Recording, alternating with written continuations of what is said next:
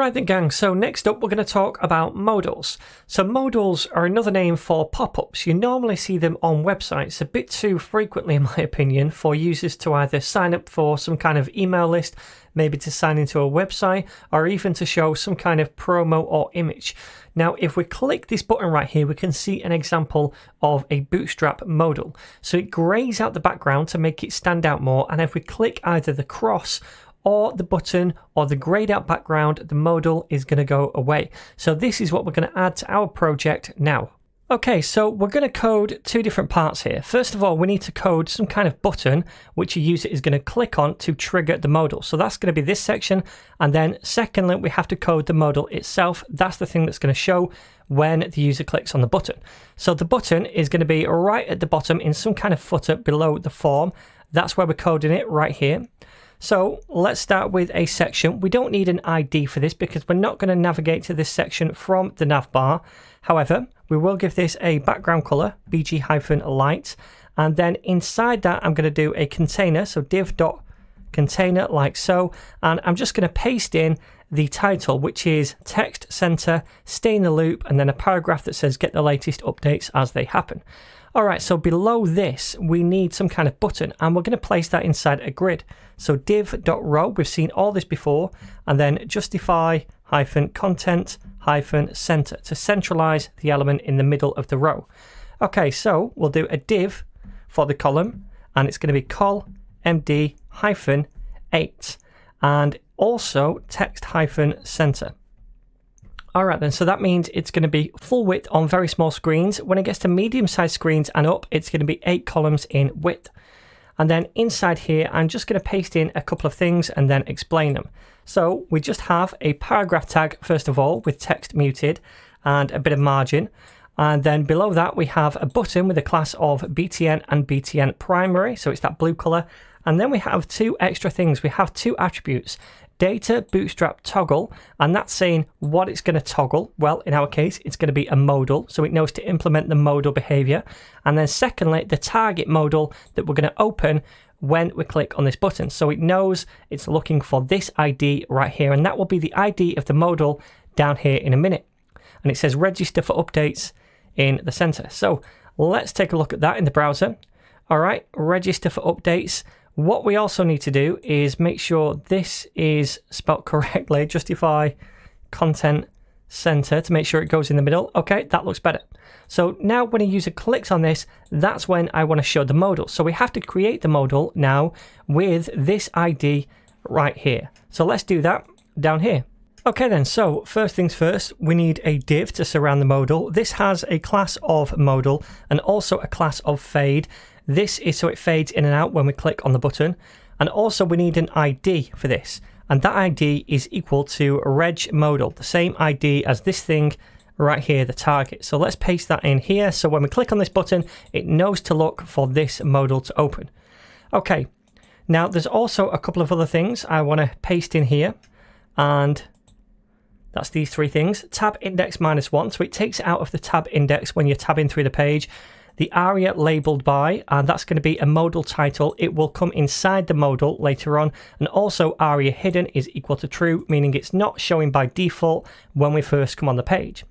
So that's the modal wrapper, if you like. Now inside, we need a modal dialog. So div.modal-dialog like so. So this is where all the content of the modal is going to go basically. And inside that we have div.modal-content. So the dialog is going to be, you know, like the white bubble that pops up on the screen, and then this, the content inside the bubble. All right then, so inside the modal content, we can have a modal header, a modal body, and a modal footer, and we're going to have all three. Let's do the modal header first of all, a div with a class of modal-header, and inside that, I want a modal title, and in fact, I'm just going to paste a couple of things in. So you don't have to watch me type everything out from scratch. So we have an h5, which has a class of modal title, and that's just so it styles the title. The ID is modal title, and this tells this aria label that this is the title of the modal, if you like, because the modal is labeled by modal title. So it looks for that ID, which is right here, and it can see this is the label for the modal. Okay, so beneath that we have a button, and the type is button. The class is btn close. This makes like a cross button for us in the modal, and Bootstrap automatically positions it in the right place. And then we have this data Bootstrap dismiss attribute, which says what to dismiss when we click on this button right here, and it says dismiss modal, which is this class right here. Okay, so then we have the aria label, which is equal to close. All right, so that's the modal header. Let's now move on to the modal body. So div.modal-body like so. And inside here, I'm going to do a paragraph first of all with a bit of lorem ipsum.